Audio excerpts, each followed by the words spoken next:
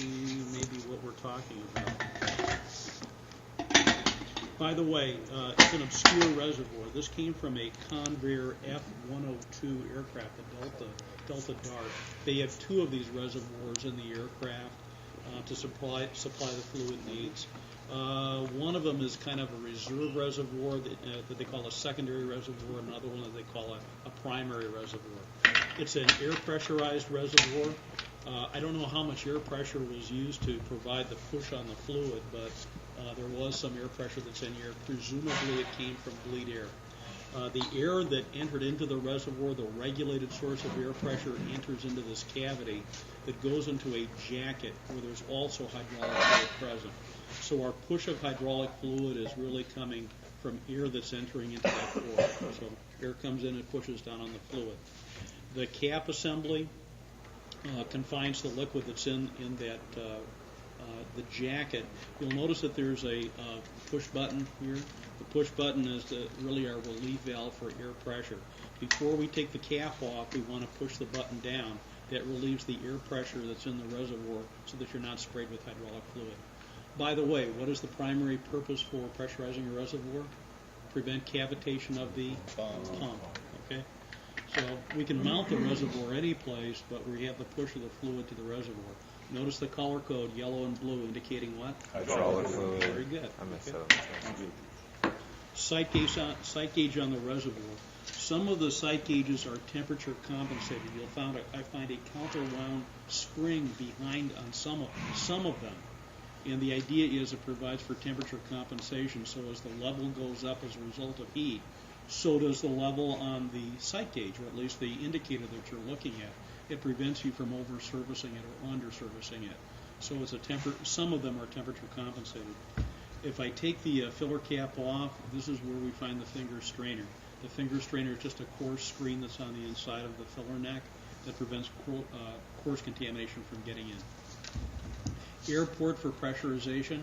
So the air port is here. This is how air enters into the reservoir. We have another method of servicing the reservoir by pressure fill. We have a quick disconnect coupling that attaches to the reservoir at this point. Rather than service by hand, we have the ability to service remotely by a supposedly cleaner source of hydraulic fluid, or at least a uncontaminated source of fluid.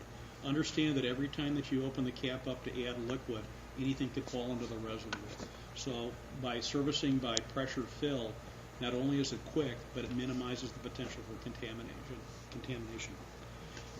The goes out of for the reservoir that goes to the pump is right here. This is the outlet from the reservoir that goes to the pump. This goes to the inlet of the pump. So outlet of the reservoir to the inlet of the pump. There are two return ports on the reservoir. One return port is located here. This is fluid from the return manifold coming back.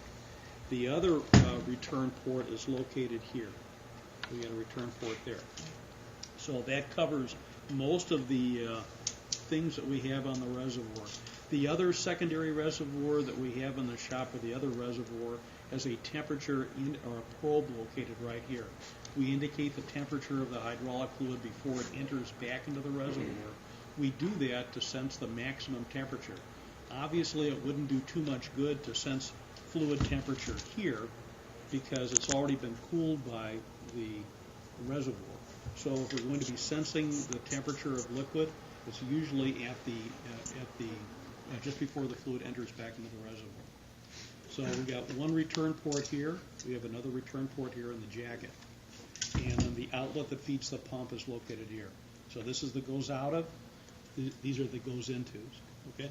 All right. We additionally have one port that works as a drain. So if we have to drain the reservoir, we've got one more port we can drain the fluid out of. There's a placard that's on the side of the reservoir. The placard says this. It says, for the placard, it says, before filling, have landing gear down, speed brakes closed. Why does it say that? Actuator position influences the level in the reservoir. That's some part of your written assignment. You have to provide a reason for that statement.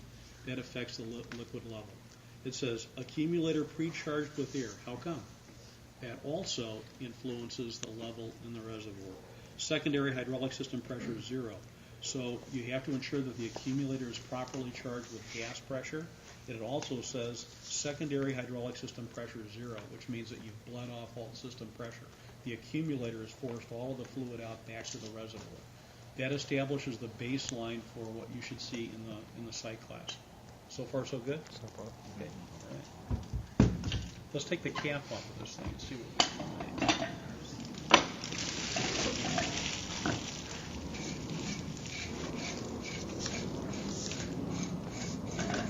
Let's first talk about one return. Let's talk about the main return for the reservoir. The main return is this one. This is the fluid that's coming back of the return manifold. That comes up the side hole.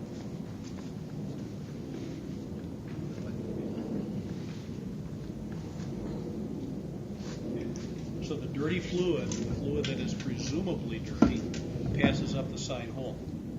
In doing so, it's going to pass from the underside of the plate, because the side hole is located here, right at the bottom of the reservoir.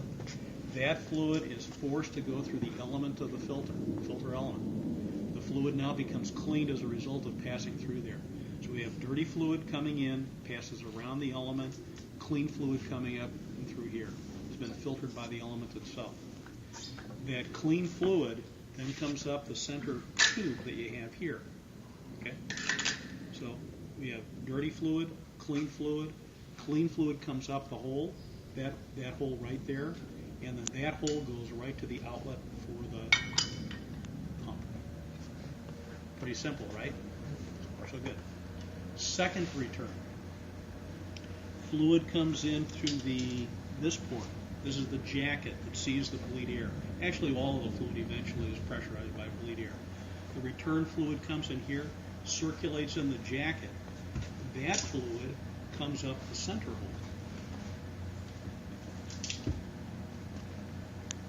I feel like a ballerina. Comes up the center hole. That's this tube. That's this point right here. So the fluid comes up there. That fluid does not commingle directly with the dirty fluid on the other side. It comes up here. It will spill over between the two pieces of tubing. You can see how the cap kind of fits. There's a gap there. That's actually somewhat, it could be dirty fluid, but we don't really care. For reasons of safety, the airframe manufacturer elected to segregate fluid returns. The small quantity of fluid that is circulating that is somewhat unfiltered is actually it has not gone through the filter element is okay. It's not going to compromise the system. We allow that fluid to circulate with the fluid that's already in the center. It's already been filtered. That fluid now goes through the side hole and then again out to the pump. Okay. Why do you suppose they have two returns? For cooling? Could be for cooling. That portion of the hydraulic circuit required better or more cooling, so they put it in the jacket. Not necessarily to have a bypass. They do have a bypass. We'll talk about it in a minute. Anything else? To get air out? Yeah, it's a possibility to get air out. I've also thought about that too. Maybe one more reason to get air out of the system. Okay. Now, they do have a filter. Anytime that you have a filter in a reservoir, there must be a bypass. You have to have the potential for a clogged filter not to impede the entire system. So what they have done, they've installed a plate and a big spring here. Understand that when fluid is being filtered, there is a difference in pressure across the element. The filter is a restriction. Is that not true? So we will always, even in normal operation, there will be a certain amount of restriction on this side of the element that would impede flow. So we will have a higher pressure here and a lower pressure here, even in normal operation. That is true. However, if debris builds up around the filter element, that means we have an even higher pressure here versus what we have in here. Is that not true? Mm-hmm. That's the reason for this device. It's a plate and a spring. If there's an excessive amount of pressure here and a lower amount of pressure here that might indicate that the element is clogged, that greater difference in pressure causes the plate to be pushed up, the spring compressed, and the fluid, the return fluid, bypasses the filter completely. That allows that clean fluid to be present here, or at least, shouldn't say clean, that bypass fluid to be present. The theory being that dirty fluid is better than no fluid at all. Good, you guys are smart. Okay. So that's the idea behind it. So that's why you have to have the filter in the spring. How much of a difference in pressure will cause the bypass valve to open? It's hard to say. But I will tell you this, whatever difference in pressure we have here normally is going to cause a higher difference in pressure to cause that bypass valve to open. Okay? It has to operate that way. And again, if you don't have that, the consequences, you will starve the pump. You need if you're filtering return fluid, it's going to eventually go to the pump. You need a bypass valve in order to make that work. Okay, so your checkout, or I should say your written assignment, involves figuring out what this thing kind of looks at on the inside. I've told you what all of the components are and what they are and what they do. Your job is to kind of illustrate this in cross section. The only thing that I ask is that you not take it to the bandsaw and cut it apart. Don't do that. That'll make me really upset. The other thing is, what if we JB weld it back around?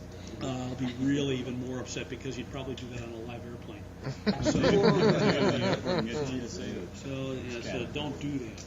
I'll leave the reservoir out for you so you can kind of take a look at it.